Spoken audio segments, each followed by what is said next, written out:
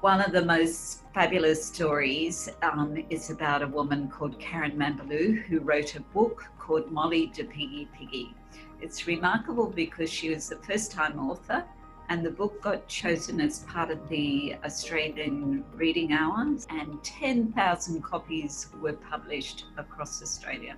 Karen was invited down to the Sydney Opera House to read the book with Herbie Hancock, and she said, "If my grandchildren could see me now, they would know anything was possible."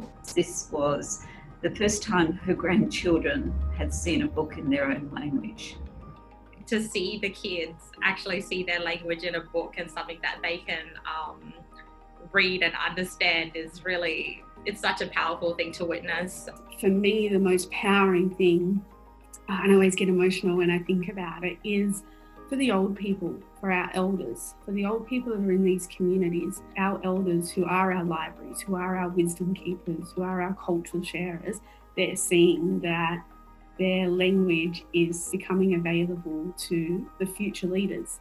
I get regular emails from playgroups with photos of them receiving the books. I got a photo from one of the sites where a little baby had grabbed hold of Wes Spot, and that was her very first book. While she was there, she was holding onto it and wouldn't let it go, so the playgroup leader ended up letting her take that home with her. It was when we went out to AP Wirelands and visited a community called Murpjar. One of the little boys, after the teacher and the parents were reading it to him, he memorized the book so much. It was all in the language that he's very familiar with. He read it about like 3-4 times, and he was just so cheery about it and would not let that book go. Our culture is not written. It's traditionally, it's through songs and stories and dance. So to be in the room with someone like Nina Black, and she's kept her language, and she's not just kept a hold of this, but has taught it. It was just, I've got goosebumps as I think about it, as I'm taken back to that time. I really think going into communities and just seeing the kids light up when they see their language in a book, it just really captures those beautiful moments. What we are doing is producing leaders who is strong as a true Yolngu person, but to be strong in the Balanda world, to be able to live and work in another world, but firstly to be a strong Yolngu person, a strong Yolngu citizen of this nation.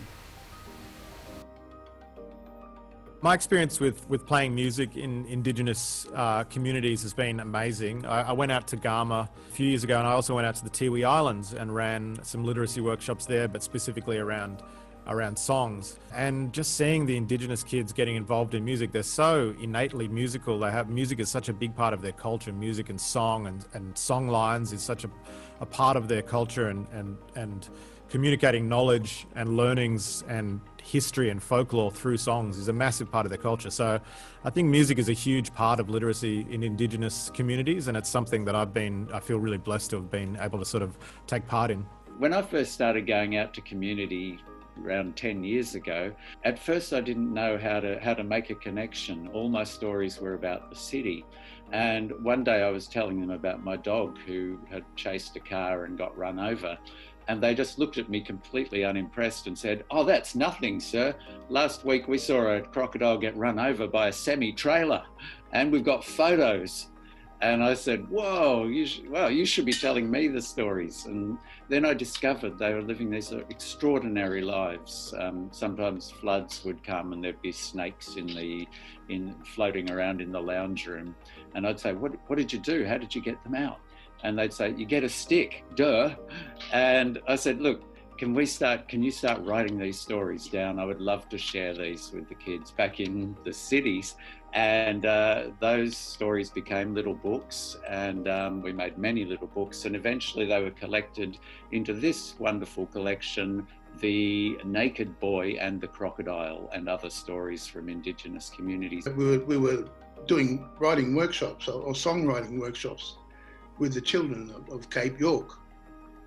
And And that was a great experience. Wherever we went, we managed to get a song or write a song, and the children were very involved with that, writing down a song and telling us about their country and what they get up to each day, besides going to school, what other things they do. This is a book that I did with the ILF in the Tiwi Islands at Milikapiti, and it's a really fabulous little book. I was working with a group of kids, and it was a bit hot and everyone was tired, and often when I'm trying to get kids to just engage a little bit or just relax, I say, well, what sort of animals do you have here? Because everyone's into hunting and everyone knows their animals. And I was saying, so what's the word for crocodile here on the Tiwi Islands? And someone said, Eurekape. And someone else said, no way, Eurekape. And then someone else yelled out, you're not eating me today. And that was really how the book started. It's not unusual to make a book like this just on the spot, like I would have used the school's printer to print that little A5. And then when the ILF decided to make it into a book that could go out into the world, we went back to the school and we worked with a dedicated little group of artists. And we put the book together in a way that was more suitable, for the world market.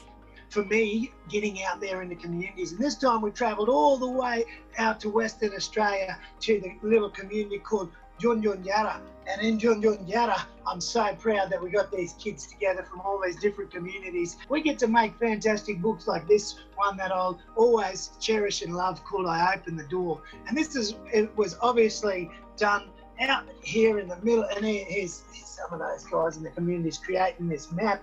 But we get to get right out there into communities and get kids to make their words, their illustrations. So they put their effort, their love, their memories into these fantastic books where you get to create stuff like that, where these kids are going to feel a part of the whole book world forever. So, hey, to all you kids out there in Indigenous communities, just like the little pun intended here in this book where I open the door, check out the back of my shirt there.